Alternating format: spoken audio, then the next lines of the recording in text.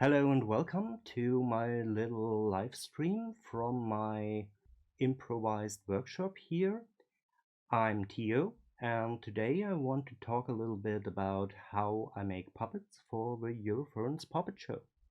If you are not familiar with the show, we do a live puppet show at Eurofurence that usually runs between 2 and 2.5 hours. We build our own puppets, not just me. We have now a whole team of builders that make puppets. I kind of started that, and a lot of the patterns and designs that are used are made from my earlier designs. So let's look what we do. I build puppets with my own methods. I do not really use a lot of tutorials that other people made, mostly because my puppets are mainly smaller fursuits.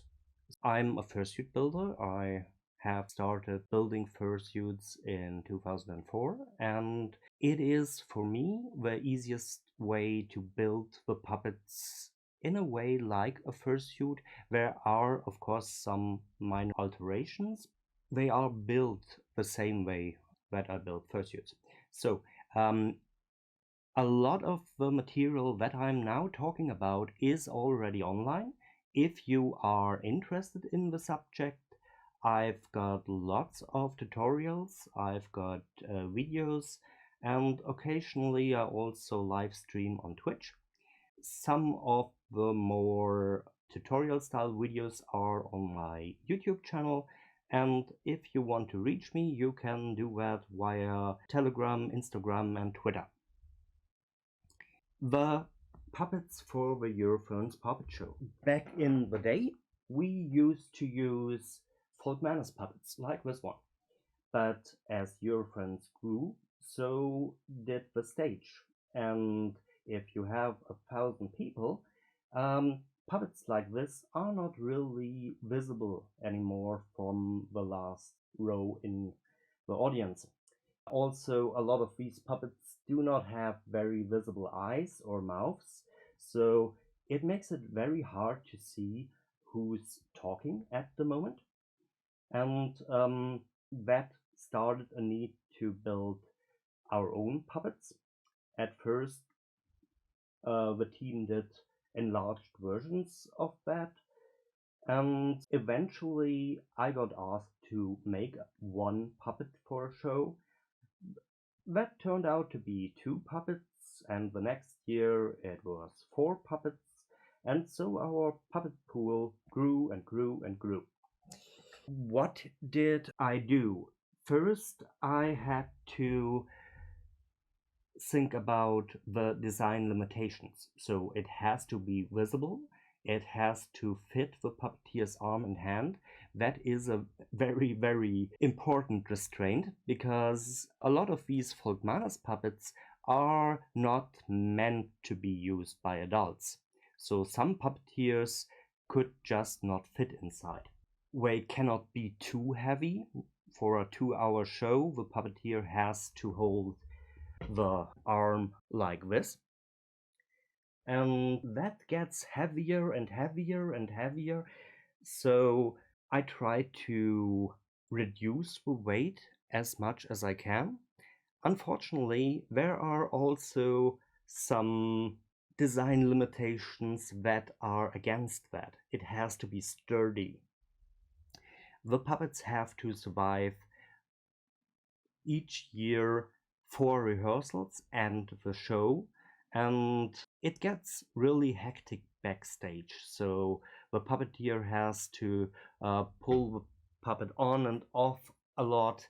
There are sometimes changes in a scene, so the puppet has to switch the puppeteer, and that does put a little bit of strain on all the material. So, what materials do I use? The body, the arms, and the legs are mostly built with foam. I like to use closed cell foam like this yoga mat here, just from a local supermarket, about 1 to 1.2 centimeters thick. And I need about this much here to build the main part of a body for a puppet. There are, of course, thinner types of foam. If you ever want to use those, make sure that they are not easily damaged. So if you press it down and it does not come up again like this one, it's not that great to use for a puppet's main body, but it may have uses for padding outside, because this foam here is super light, and it is also closed cell foam, so it will not hold moisture inside. It's easy to clean. Just use an alcohol wipe and you will never have mold or bad smells on them. I also use pipe insulation for the arms and the legs. To connect this pipe insulation to the body, I use a strong type of webbing, this stuff here, that's in Germany sold to be used for window blinds. So it's very tough, and you can easily cut it and glue it to foam. I glue that stuff with hot glue. I only use a high temperature hot glue. That creates a little problem with the pipe insulation, because that stuff cannot really take a lot of heat, but I found a way around that. Why do I not use a low temperature hot glue? It's not that durable. The type of hot glue that I use is normally used in the automotive industry, so it's a industrial hot glue that stays flexible for many years. So you do not have to be afraid that it will crumble after several years, and it's still flexible. It does not stiffen the foam. And of course I also use as much as I need and make sure that I don't create extra weight if it's not needed. For the outside of the puppet, I sometimes use upholstery foam, the normal foam that you get for a mattress. I don't use that inside because it can collect all the sweat and then get a bacterial problem. The next thing that I use are aluminium rods for the hands. These are just pieces of 6mm diameter aluminium. I can buy those at a local hardware store, 1 meter long, and I bend those. The last thing that I need for the body are shoe lances, because the legs are actually attached by those. I usually make the legs detachable. That makes it easier to store the puppet. It also makes it easier to ship. In the show, we normally leave the legs on because it's just too much of a hassle to get them on and off again. For the hands, I use a bendable wire inside so that the hands can be posed. I use black satin fabric for the lips, cable ties to attach parts together, and if I use a 3D printed head base, I need PLA or PETG filament. If you do not have a 3D printer, don't worry. It is not necessary. I use 3D printing because I do not have enough spare time to make everything by hand. I used to do all the things that I do now with 3D printing before I got a 3D printer. And to glue stuff to my 3D printed parts, I use some polymorph pellets. That's just a plastic that gets soft, hand moldable at 62 degrees Celsius till it cools down again. And you can always read it.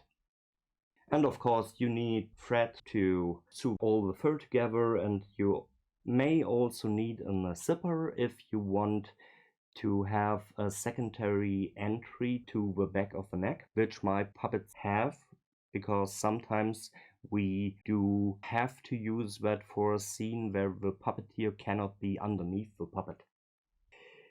All the tools that I'm using are really simple. So a basic set of scissors, a hot glue gun, pliers, that's all stuff that most people have. If you do not have a hot glue gun, you can do it without. I've used several types of glue before that work as well, but I do not really like the smell, and a lot of glues have the problem that they harden over time, and I want it flexible. Bark cement, for example, is a good alternative, but I prefer hot glue. And if you want to use polymorph or friendly plastic or pellets with similar properties, it is easiest to use a hot air gun. Make sure to get one that has a low temperature setting, because if you get the plastic too hot, you can burn yourself, and that really hurts. A sewing machine is also not necessary. You can sew everything by hand if you want to. I still do that most of the time. That here in the picture is all that I use to build the main part of the body. I've made some kind of a standard design for a body. It's an anthropomorphic figure that's about 1 meter tall. So I should say figure and body. I'm sorry, mistyped. So the whole puppet is 1 meter tall, excluding ears because they can vary a lot. For the pattern, I have made this pattern here. That was several times changed in the past.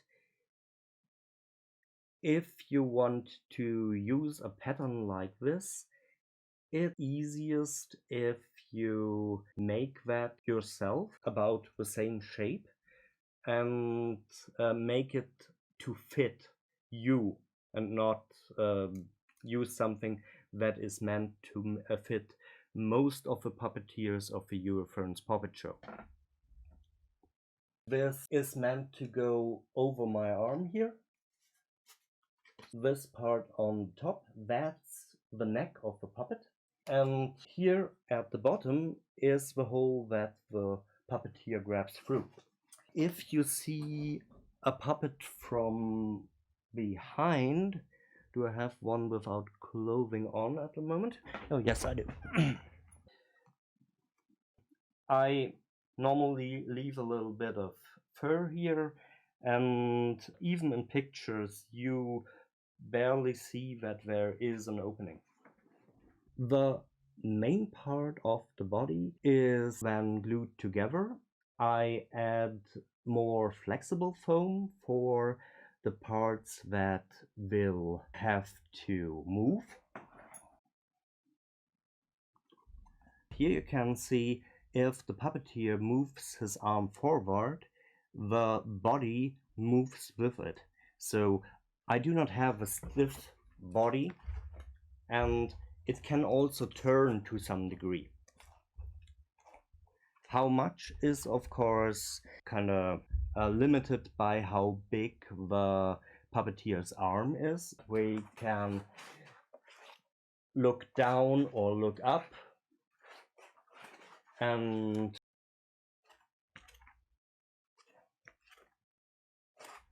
bend the body a bit. Here in front, you see the webbing that I use to reinforce the whole thing. It is not completely necessary, but I have to use it because of the show requirements. The puppeteers, when they grab the body here and put it on, they will pull on it. And if they always just pull on a bit of foam here, the foam will eventually rip. But the webbing is super strong and it will hold the whole thing together. I also add that here at the bottom, so it's easier to do it like that.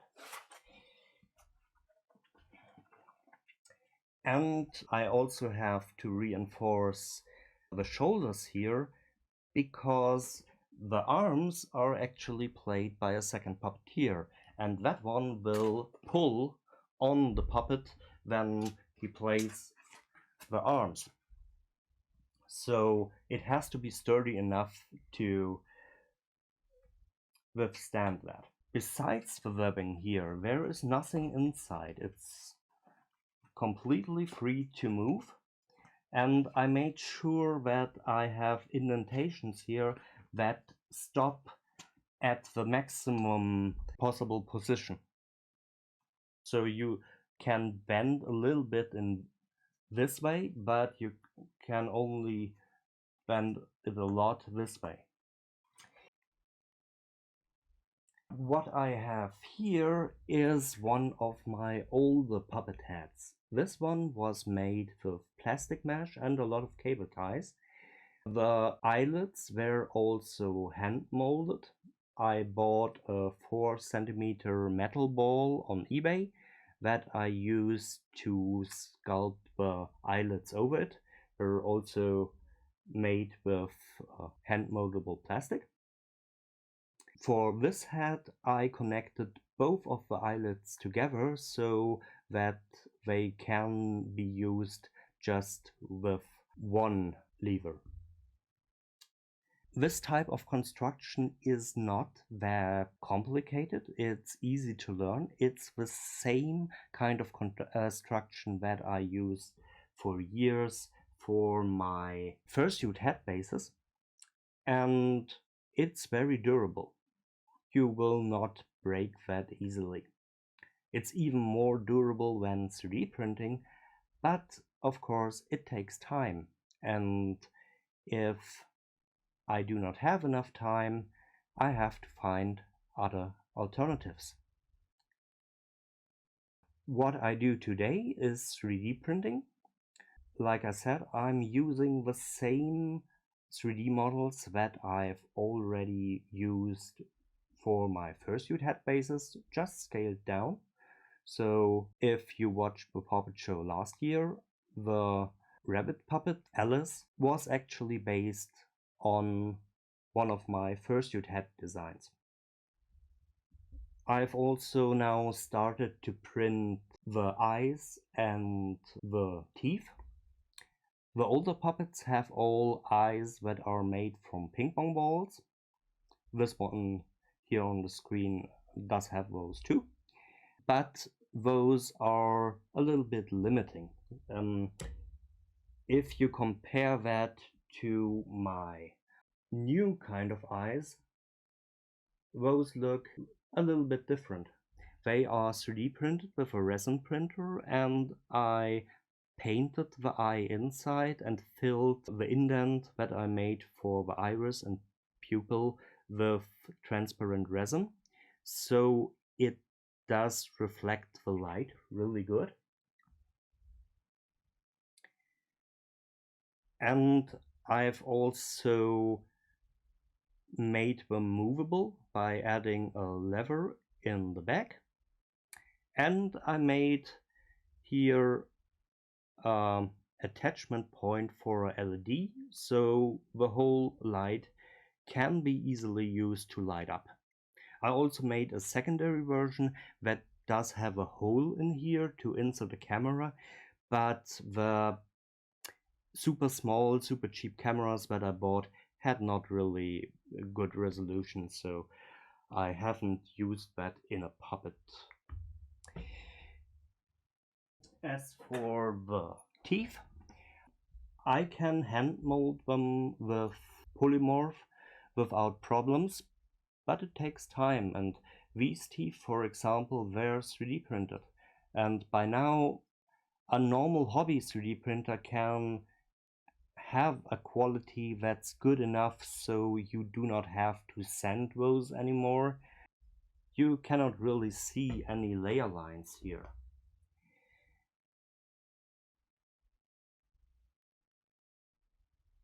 And I can just attach the teeth like they are, like I did here.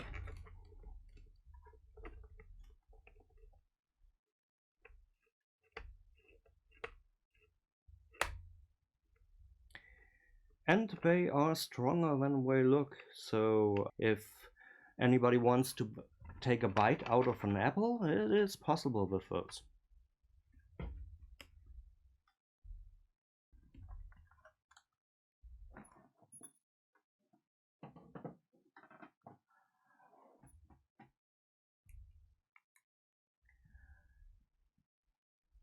Here is a close-up of the eyes that I just showed. I also made movable eyelids for those, and most of my puppets do have movable eyelids. What I use to move those is just a bicycle brake cable. So that looks like this.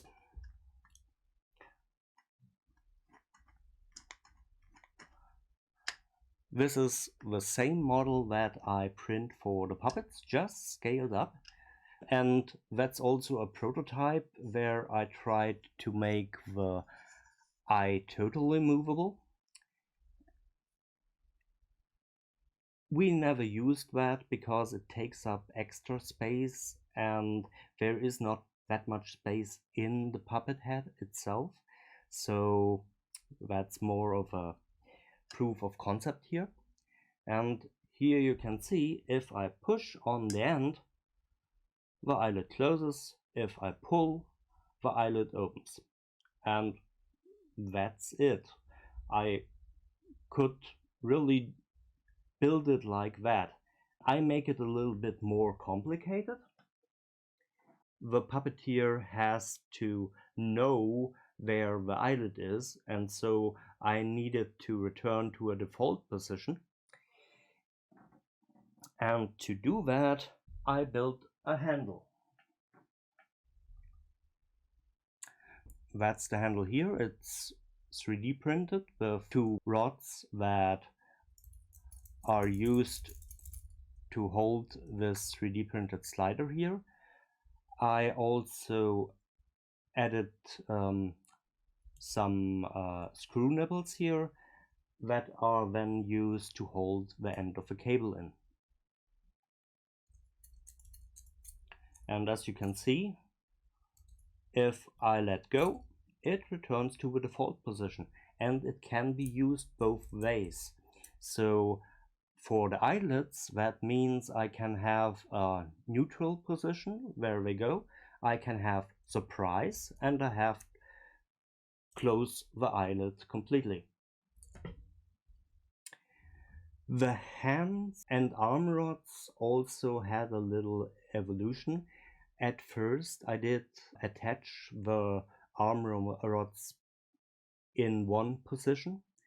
That has a little problem, because if you have an arm rod going down statically from the hand, it only moves in this plane, and the only way to rotate the hand is then for the second puppeteer that holds the arm rod to get away from the puppeteer. And that's not easy to do on stage. So the arm rods that I build now, they have a hinge here.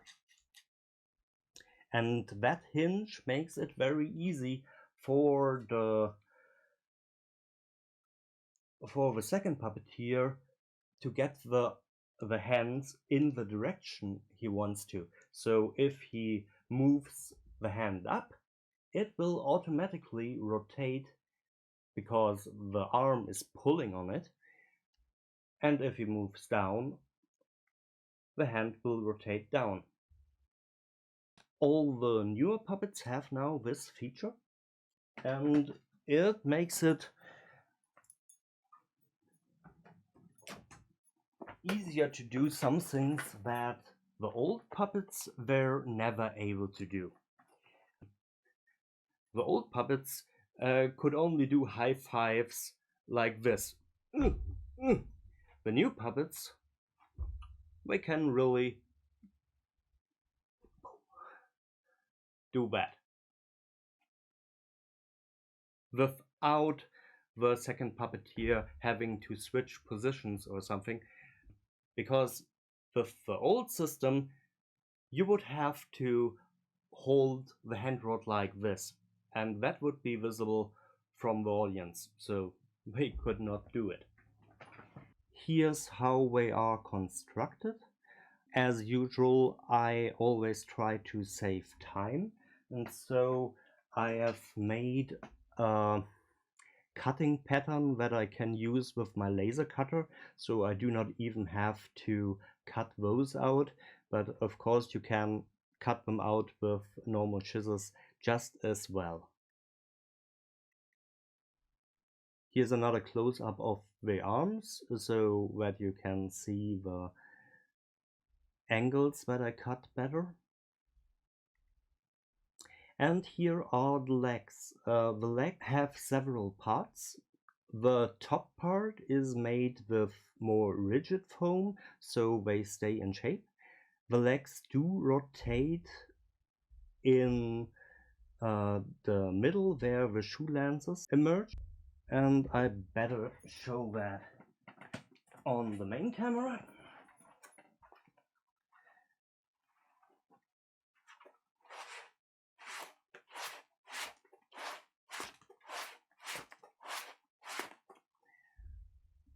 They stay in place, but they're very easy to rotate.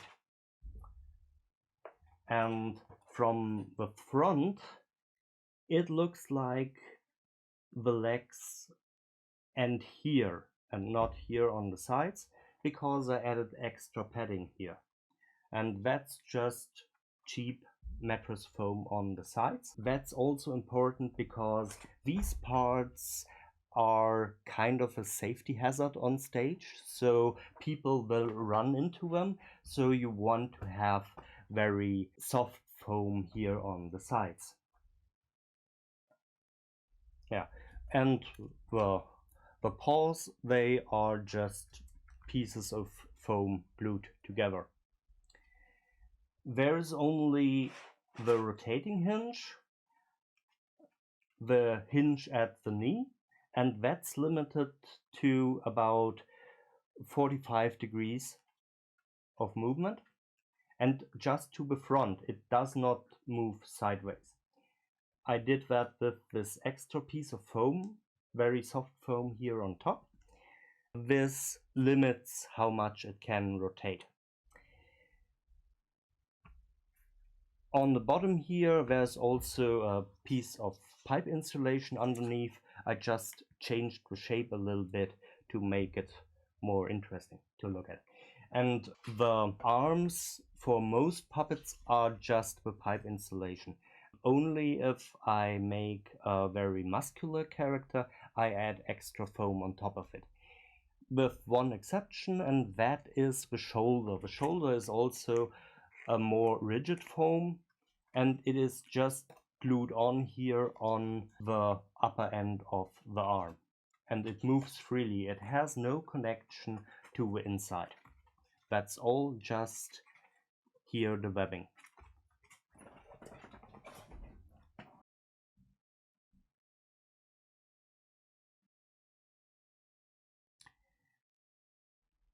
Fur.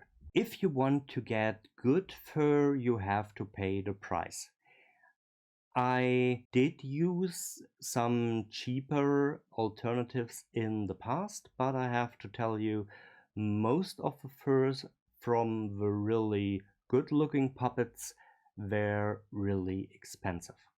So if you, for example, look at the snow leopard here, that type of fur costs at the moment, I think, about 60 euros per meter.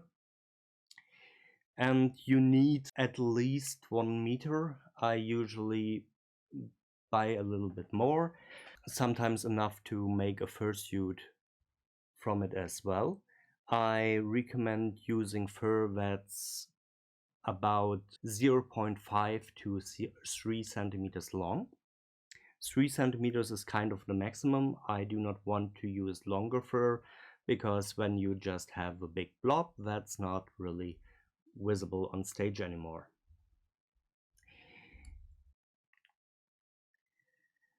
How do I make the pattern for the head? I use painter's tape, and got one here. I cover half of the head in painter's tape, and I paint on the painter's tape what patterns I want from different kinds of fur. And when I did that, I cut that in the middle, and I make a pattern that's half of the head, and I just flip it around for the other side. Well, all of my heads are symmetrical, so I can easily do it. If you have a not symmetric head, of course you have to do it for the other side as well. And I always add a little bit of seam allowance. For me, that's usually 3 to 4 millimeters. Here in the picture, you can see that I sew most of that by hand.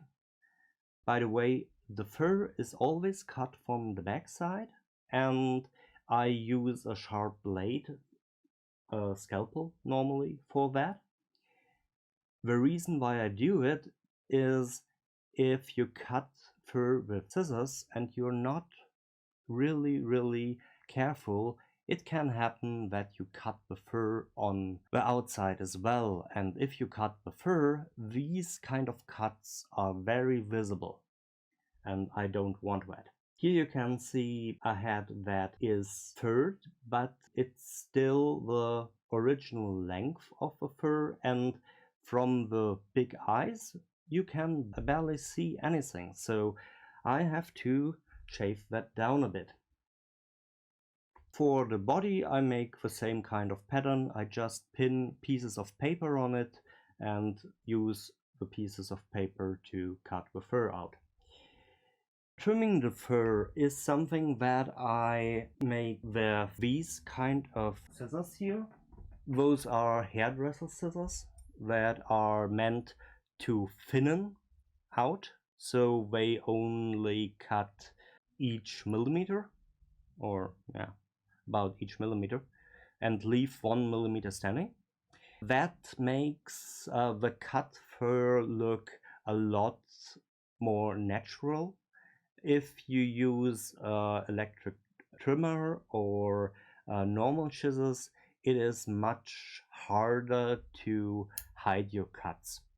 Of course, that takes longer, but that's time that I'm willing to spend. So, if everything is sewed together,